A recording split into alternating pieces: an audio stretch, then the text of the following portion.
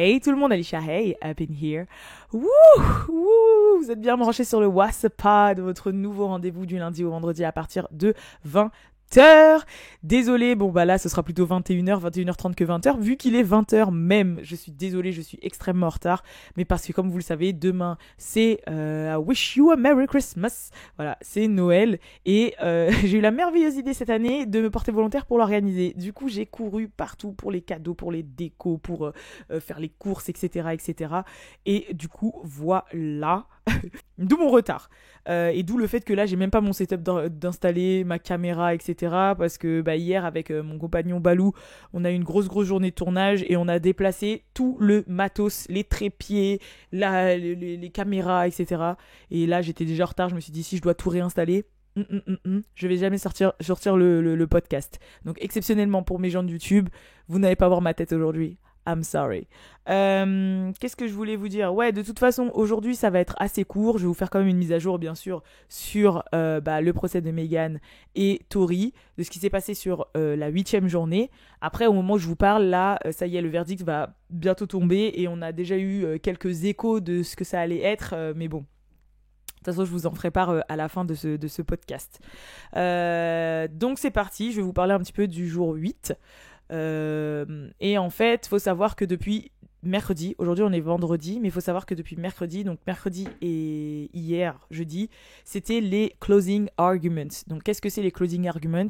C'est un peu les grands discours de fin de toutes les personnes concernées, donc l'avocat de Tory, le procureur, enfin voilà, qui font leur longue plaidoirie qui peuvent durer jusqu'à 1 heure, 1 heure et demie, pour réexposer les faits de leur point de vue et expliquer pourquoi mon client est innocent ou Meghan Tory a bien tiré, enfin bref, vous avez compris. Et c'est vrai que c'est assez long. Parfois, ils peuvent même, à la demande du juge, repasser sur certaines choses. En l'occurrence, là, ils ont redemandé au témoin Kelly, le témoin oculaire, de repasser à la barre. Ils peuvent redemander de revisionner, de réécouter certaines choses. C'est aussi les jours où ils ont expliqué au jury, donc vous savez, les 12 personnes là, qui font partie les gens de civil, vous avez compris. Donc ils leur expliquent comment ça va fonctionner, quelles sont leurs obligations, qu'est-ce qu'ils doivent faire, c'est quoi qu'ils sont supposés dire. Voilà, leur expliquer aussi certains termes judiciaires. Par exemple, qu'est-ce que c'est avec préméditation, sans préméditation, enfin, vous savez, ce genre de termes-là, histoire de bien faire en sorte que quand même le jury soit impartial et ait bien tout compris, que ce soit bien fluide et flou pour personne, parce que imaginons il y a un propos, je sais pas moi, judiciaire que vous comprenez pas et le jury dit oui, alors qu'après ça, mais merde, mais c'est pas du tout ça en fait, moi je pensais que ça voulait dire ça, voilà quoi. Donc c'est un petit peu ces jours-là, sauf que ça a failli ne pas l'être, parce que plot twist, il y a Kwan, oui, le fameux ami garde du corps, conducteur de la soirée, Jack Kwan de Tory Lanez, qui a fait son apparition. Il était même présent dans au procès, dans la courtroom mercredi et jeudi. Et du coup, comme il a refait apparition, forcément, c'est un nouveau témoin clé. Donc la procureure, elle a demandé un allongement de 1 semaine du procès. Donc elle veut pas que le verdict tombe aujourd'hui, mais elle voulait que toute la semaine prochaine soit rajoutée, parce que forcément, ils ont retrouvé Kwan. Je sais qu'ils ont retrouvé aussi, parce que maintenant, la fin de la Coupe du Monde est finie, le garde du corps de Meghan, et que du coup, c'est quand même des témoins assez importants qui font que voilà, elle a fait cette demande. Il y a même après forcément le clan de Tory qui a dit pourquoi vous avez besoin de autant de temps, genre ça peut être plus court, genre 1 jour ou 2 de plus, mais pas 1 semaine. Bon, le juge, lui, il est fatigué de tout ce cirque, il a dit non, c'est bon, on va s'y tenir, on va donner un verdict avant Noël là, vendredi. Tu vois, genre aujourd'hui du coup, on va donner un verdict, vous m'avez tous saoulé, c'est un cirque pas possible, c'est bon. C'est bien, il est revenu, mais je pense qu'on en sait assez. On sait assez. Donc voilà, le juge n'a pas voulu. Ils ont même demandé justement qu'au final, vendredi, là, aujourd'hui, il n'y ait pas de procès, qu'il n'y en ait pas lundi. Comme ça, ils passent les 4 jours de Noël, de fête et tout, et ils reviennent à partir de mardi. Mais je ne pense pas que ça ait été accepté, parce qu'ils ont tous commencé à faire leur closing argument, comme je vous expliquais, leurs discours de fin, mercredi et jeudi. Donc, faut savoir qu'il y a quand même des choses qui se sont passées. Par exemple, quand ils ont interrogé Sean Kelly, le témoin à la barre, il a donné des choses qui vont encore dans le sens de Tory, puisqu'il a dit qu'il aurait vu Kelsey avec son flash là vers le bas Et ensuite, il a mimé ce qu'il a vu faire Tori avec l'arme. Enfin, lui, il a dit qu'encore une fois, et je le répète dans ces termes, il n'a pas vu directement d'arme, il a vu que des étincelles, des flashs. Il a même cru qu'au départ, c'était un feu d'artifice. Voilà. Mais quand on lui a demandé de faire les mouvements que Tori... En fait, on lui a même pas demandé, il les a fait même de son plein gré. Il a dit, ouais, en gros, le short guy, il faisait ça. Et qu'est-ce qu'il a fait? C'est qu'il a levé la main en l'air. Et il a fait... j'avoue, vous ne me voyez pas là en vidéo pour les gens de YouTube. Mais imaginez que je lève ma main et que je fais... Hé, oh, genre voilà, c'est un peu ce mouvement-là de quand vous wavez là, quand vous faites coucou au loin à quelqu'un, bah il a vu Tori faire ça avec les fameux flashs. Donc pour moi, ça corrèle un petit peu ma version que je vous ai dit d'une manière enflammée hier. Je pense que c'est Kelsey qui a tiré vers le bas au début et puis Tori qui a pris l'arme et qui a tiré en l'air. Vous voyez ce que je veux dire? Et il l'a fait de son plein gré. Hein. Il a dit voilà, Kelsey, ouais, le flash, je l'ai vu plus vers le bas, downward de ses mots. Et Tori, ouais, le short guy faisait ça. Et il a mis ses mains en l'air. Donc du coup là, ça va aussi un peu plus dans le sens de Tori. Qu'est-ce qui s'est passé encore? Ah oui, depuis... en fait, faut que vous compreniez aussi quelque chose, c'est que le jury, en fait, ce qu'il doit décider, c'est pas donner un coupable. C'est pas dire, ouais, lui, il est en tort, elle a raison, etc. C'est pas ça qu'ils sont censés faire. Le jury sont censés voter la motion de reasonable doubt. Donc, qu'est-ce que c'est? En fait, c'est valable quand, justement, c'est le procureur, enfin, l'État, je sais pas, de Californie ou, voilà, Los Angeles, etc., contre quelqu'un. Le jury doit savoir si, du coup, en fait, le reasonable doubt, c'est par rapport à tous les témoignages là qu'ils ont écoutés, etc. Et tout, ils doivent se demander si c'est assez sensé de poursuivre Tori ou s'il y a trop de doutes en fait et que le doute est raisonnable et que du coup bah il doit pas être inquiété en fait parce que c'est trop flou. Tu vois, en mode est-ce qu'on va avec le procureur et on va jusqu'au bout, on doit dire qu'il est coupable, prendre une peine, etc., guilty quoi, ou est-ce que bah là par rapport à ce qu'on a tous entendu, ouais bon bah il y a un doute raisonnable donc bah on va pas suivre la procureure et vas-y il y a trop de doutes, il y a trop de zones d'ombre et c'est ça que doit voter le jury, ce que j'ai compris, la notion de reasonable doubt parce qu'ils en ont vachement parlé en fait de doute raisonnable. Ils en ont vachement parlé, donc je pense que c'est sur ça que ça se défend parce que, comme ils disent, c'est un cirque total en fait. Voilà, c'est des gens bourrés, ça se battait, ça machin. Donc, est-ce qu'il faut incriminer une personne pour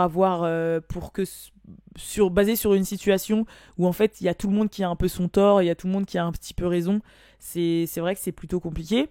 Et du coup, bah, résultat, à voir ce qu'ils vont choisir.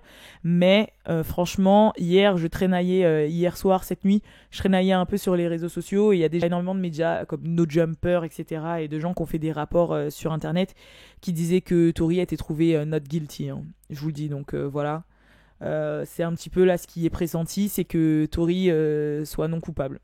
Qu'il y ait ce fameux reasonable doubt et que il va pas prendre. Donc à voir après ce qui va se passer par la suite, si c'est vraiment le cas, pas le cas, si les rumeurs sont vraies, pas vraies. Mais j'ai vu des médias assez quand même, on va dire officiels, commencer à balancer que Tori était found not guilty. Donc voilà. À voir si c'est vrai ou pas vrai. De toute façon, je vous tiendrai au courant. Je vous ferai vraiment un compte rendu parce que je pense que d'ici lundi, on aura le verdict. Sauf si au final, ils reviennent sur leur pas et ils se disent qu'on va continuer l'affaire. Donc quand je reviendrai lundi, après avoir passé un bon week-end de fête, je vous ferai un bon compte rendu. Quand on aura vraiment le résultat final, vu que si ça arrive avant lundi, même lundi journée, bah, n'hésitez pas vraiment pas à aller suivre What's Up Girl parce que je pense que je vous ferai le média sur Insta parce que je pense que je vous ferai un post bah voilà, un post en avance pour vous annoncer quand même que le résultat c'est ça. Et puis sinon bah on se retrouve lundi, bien sûr mes gens, on se retrouve lundi à 20h, cette fois-ci pas en retard, pour le WhatsApp Pod et pour après on va continuer l'aventure bien sûr avec d'autres news etc d'autres revues et tout et bien évidemment pour les gens qui je sais qu'il y a certaines personnes qui m'ont demandé en commentaire si le contenu allait forcément être que du podcast pour mes gens de YouTube par exemple parce que quand même qui me suivent depuis un moment Non, ne vous inquiétez pas, là c'est vraiment histoire d'installer la chose, que je prenne la main, que aussi ça rentre un petit peu dans mes habitudes de vie, parce qu'avoir maintenant un impératif qu'à 20h tous les soirs du lundi au vendredi je sois présente, ça demande quand même une organisation, et ça a chamboulé un petit peu ma routine de vie, etc.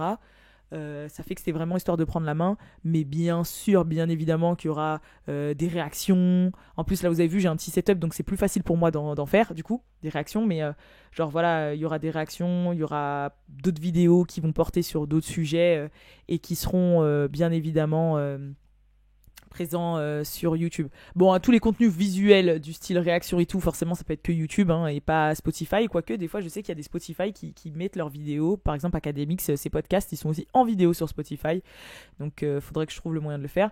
Mais sinon, par exemple, je sais pas, on va parler d'un sujet comme par exemple la chirurgie esthétique. C'est un sujet dont je voulais parler parce que j'ai vu là tout récemment que Danilé avait fait de la chirurgie, elle s'est refait les seins et les fesses. Et je sais qu'il y avait quelqu'un d'autre aussi qui avait fait de la chirurgie, je sais plus. Mais bref, en tout cas, je voulais parler de ça. Bon, ça c'est ok, certes, ça peut être une vidéo, mais ça peut aussi être un podcast. Donc voilà.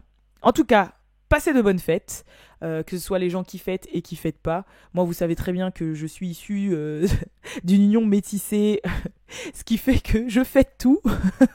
Façon de parler, mais voilà, vous savez que ma maman, bah, elle est kabyle, de confession musulmane, et mon père est martiniquais de confession chrétienne. Ça fait que pour moi, c'est l'Aïd, ça fête Noël, enfin voilà, ça fait tout. Et c'est plus histoire de passer un moment en famille plutôt que de la fête en général. Voilà. C'est plus dans ce sens-là. Donc oui, moi, des fois, il y a même des musulmans qui viennent manger chez moi à Noël, juste pour manger, pour le repas, pour passer un beau moment, pour jouer au jeu. Ça veut pas dire qu'ils fêtent Noël dans les termes de la chrétienté. C'est un peu comme quand c'est l'Aïd et qu'il y a des gens qui sont pas musulmans qui viennent chez vous pour partager le mouton et des gâteaux. Et profiter des moutons et des gâteaux. Et ben moi, c'est pareil pour les 2 journées. Pour les 2 journées. Donc voilà. Et vous inquiétez pas, le foie gras halal, ça existe. Bref, en tout cas, je vous fais de gros bisous et je vous dis à la prochaine pour la prochaine vidéo. Mais vous inquiétez pas, hein, on va quand même faire des chants de Noël. Hein. Je vois l'étoile du berger. Ah, je rigole. Allez, peace tout le monde et à lundi 20h. Bye, peace.